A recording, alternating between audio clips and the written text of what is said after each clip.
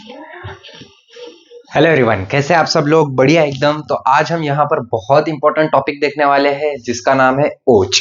ठीक है, क्रिया शारीर में बहुत ज्यादा इंपॉर्टेंट है।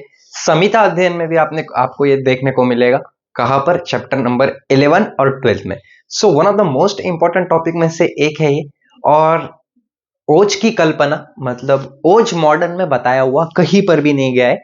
ये आयुर्वेद की कल्पना है, सिर्फ आयुर्वेद ने ओज को माना हुआ है। ठीक है, सो सबसे पहले स्टार्ट करते हैं हम कि ओज की निरूक्ति क्या है। उपज धातु को त्य प्रत्यय लग के ये बना हुआ है। ये उसकी हो गई उत्पत्ति। ठीक है, उसके बाद उसकी निरूक्ति क्या है, तो निरूक्ति देख लेते हैं हम। उपजे बल बलोपच, मतलब जो बल शरीर को बल देने का काम करता है, जो शरीर को स्ट्रांग बनाने का काम करता है, बॉडी को स्ट्रांग बनाने का काम करता है, उसको हम ओज ऐसे बोलते हैं। ये उसकी हो गई निरूक्ति। क्या हो गई? ये उसकी निरूक्ति हो गई। Is it clear to all of you? Good. उसके बाद की बात कर लेते हैं हम। पर्याय क्या है भैया ओज के?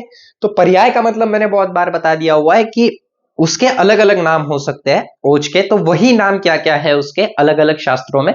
तो धातु सारबल बोल सकते हो उसको।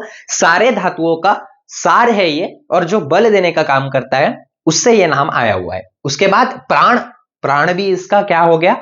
एक पर्याय हो गया। इसका पर्याय प्राण क्यों रखा गया हुआ है?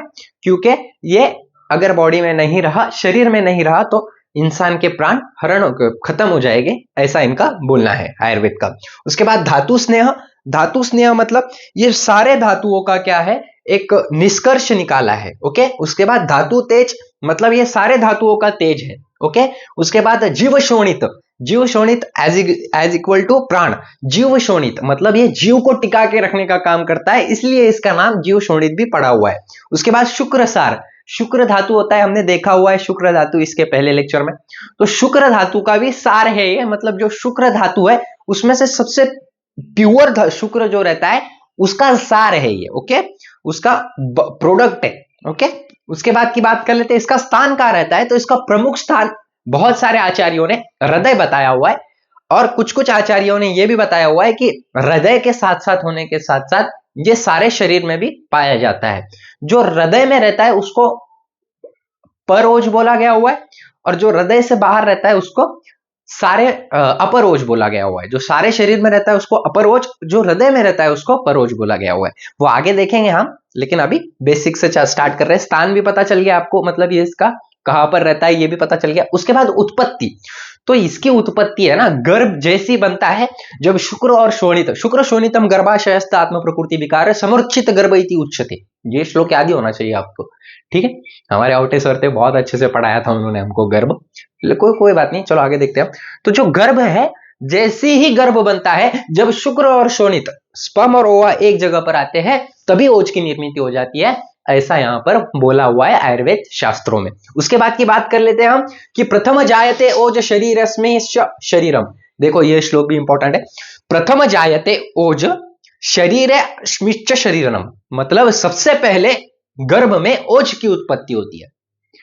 सबसे पहले गर्भ में ओज की उत्पत्ति, जैसी ओज की उत्पत्ति हो जाती है उसके बाद जब हृदय बनता है तब वो ओज कहां पर कन्वर्ट हो जाता है? हृदय में कन्वर्ट हो जाता है, मतलब हृदय में चला जाता है। Is it clear? उसके बाद स्वरूप क्या है, ओज दिखता कैसे है, ओज का वर्ण क्या है, ओज का स्वरूप कैसा है, ओज का रस कैसा है, ओज का गंध कैसा है, वो देखने वाले हैं। तो स्वरूप में ओज का वर्ण लाल एवं पीला है।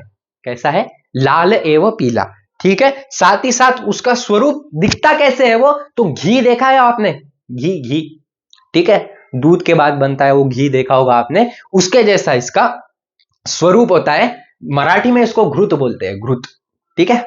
उसके बाद रस कैसा है इसका? तो मधुर रस है, मीठा है ये। कैसा है? मीठा है। ओके। उसके बाद गंध कैसा है इसका? लाह जैसा गंध है। लाह मतलब जो ब्लड रहता है हमारा, उसके जैसा इसका स्मेल हो सकती है। उसके बाद इसके गुण क्या है? तो गुण बहुत ज्यादा इंपॉर्टेंट है, मतलब इसके कैरेक्टरिस्टिक्स क्या है तो वो देख लेते हैं हम। गुरु शीत मृदु लक्षण बहल स्थिर प्रसन्न पिश्चिल स्निग्धम ओजे दश गुणम स्मृता। समझ में आया? नहीं, चलो एक्सप्लेनेशन देखते हैं। सबसे पहले जो इसका कैरेक्टरिस्टिक्स है वो क्या है, तो ये गुरु है, हेवी है। शीत है मतलब कोल्ड है, ठंडा है। मृदु है नरम है, बहुत ज्यादा सॉफ्ट है। साथ ही साथ स्लक्षण है, स्लक्षण मतलब चिपचिपा है। साथ ही साथ बहल है, मतलब बहता है, शरीर में इधर से उधर जाता है नहीं। ओके। उसके बाद स्थिर है, मतलब स्थिर, स्टेबल है। स्थिर का मतलब स्टेबल होता है। ओके। उसके बाद प्रसन्न, मतलब ये व्यक्ति के अंदर रहा तो व्यक्ति उससे प्रसन्न होता है। साथ ही साथ पिश्चिल है, पिश्चिल मतलब बहुत ही ज्यादा गाढ़ा है। ओके। साथ ही साथ स्निग्धम ओजो दशगुणम स्मृतम, मतलब ये 10 गुण ओज में देखने को मिलते हैं। Is it clear? Very very important श्लोक, ये लिखना ही पड़ेगा, याद ही करना पड़ेगा, बहुत ज्यादा इंपॉर्टेंट है। Okay good. जो जो श्लोक मैंने डाला हुआ है वो याद ही करने हैं आपको, तभी आपको अच्छे मार्क मिलेंगे। उसके बाद इसके कार्य देख लेते हैं हम। तो तत्र बलेन स्थिर उपचित मासता अप्रतिघात स्वर्ण वर्ण प्रसादो आत्म कार्य भवंती। क्या है? तत्र बलेन स्थिर उपचित, तोड़ो यहां से, चलो याद करो ये 2 बार, 10 बार रटो इसको। तत्र बलेन स्थिर उपचित, तत्र बलेन स्थिर उपचित, ये याद करो। उसके बाद मासता अपरितिघात स्वर्ण वर्ण प्रसादो, चलो ये करो। मासता अप्रतिघात स्वर्ण वर्ण प्रसादो। अब तत्ल बलेन स्थिर उपचित मासता अप्रतिघात स्वर्ण वर्ण प्रसाद आत्म कार्य भवंती, इतना कोई भी हालत में याद कर ही लो, कैसे भी याद करो बस। उसके बाद देख लेते हैं कार्य क्या है इसके। तो शरीर को स्थिरता देता है, सबसे इंपॉर्टेंट काम इसका, शरीर को स्टेबल रखने का काम करता है। क्या काम करता है? शरीर को स्टेबल रखने का काम करता है। ओके। उसके बाद मांस का उपचय करता है। मांस का उपचय मतलब जो मांस धातु है उसका उपचय करना, मतलब एनाबॉलिज्म करता है मांस का। क्या करता है? एनाबॉलिज्म। अब एनाबॉलिज्म तो बहुत अच्छे से पता होगा आपको, क्या रहता है? बनाने का काम। उपचय मतलब बनाना। ओके। मानसिक स्थिरता देने का काम करता है। स्वर्ण एवं वर्ण प्रसाद, स्वर्ण एवं वर्ण को प्रसन्न करता है। जो स्वर निकल रहा है हमारा, जो भाषा बोली जा रही है, जो भी बोल रहे हैं, उसको एकदम मिठास भर देता है उसमें। समझ में आ रहा है? ओके। साथ ही साथ जो वर्ण है आपका, जो कलराइजेशन है, वो भी प्रसन्न करता है, मतलब अच्छा कलर दिखाने की कोशिश करता है, मतलब भाग डालता है चेहरे। ओके। उसके बाद ज्ञानेंद्रिय व कर्मेंद्रिय का काम चलाने का कार्य भी ये करता है। ओके।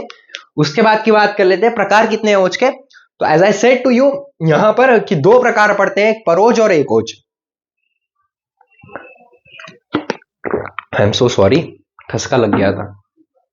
तो परोज और अपरोज, ये 2 टाइप्स के ओज के प्रकार गिर सकते हैं, टाइप्स गिर सकते हैं। तो परोज क्या है? तो ये हृदय में देखा जाता है सिर्फ। कहां पर? जो ओज हृदय में है वही परोज है। ठीक है। साथ ही साथ अष्ट बिंदु के इतना ही है। अष्ट बिंदु मतलब 8 उंगलियों इतना। ठीक है, 8 उंगलियों इतना। Okay good. अष्ट बिंदु बोलते हैं इसको। उसके बाद इसका अगर नाश हुआ तो आप मर जाओगे, बॉडी की मृत्यु हो जाएगी, शरीर का विनाश हो जाएगा, खत्म हो जाएगा शरीर। परोज खत्म हुआ तो। अपरोज का मतलब क्या है? जो सारे शरीर में प्रेजेंट रहता है, जो सारे शरीर में व्याप्त है, उसको अपरोज बोलते हैं। साथ ही साथ इसका प्रमाण क्या है?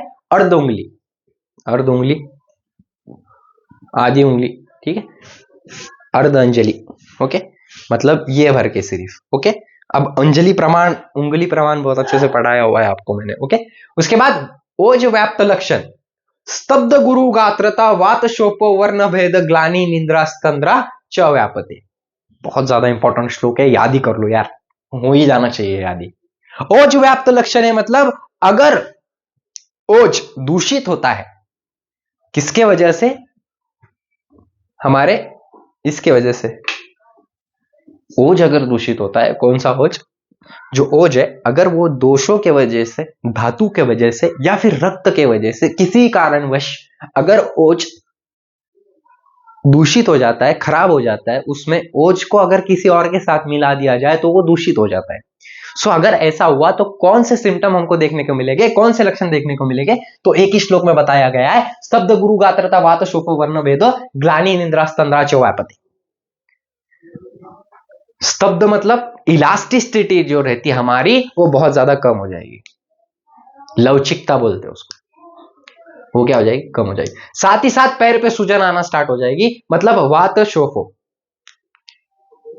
साथ ही साथ त्वचा का वर्ण बदलने लगेगा, त्वचा का जो वर्ण है जो वर्ण है आपका नेचुरल, मेरा वर्ण कैसा है, सांवला है, तो इसका वर्ण बदल जाएगा। ठीक है, गुड। उसके साथ साथ थकवा रहेगा आपको, बहुत ज्यादा आप वीकनेस फील करोगे, निंद्रा आएगी, बहुत ज्यादा नींद आएगी, स्तंद्रा, आप जमाइयां बहुत लोगे, ऐसा क्या बोलते हैं उसको, यॉर्निंग। ओके, ये लक्षण अगर बहुत ज्यादा देखने को मिलते हैं तो हो सकता है आप में, आपके ओज में क्या है, कुछ गड़बड़ हुई हो।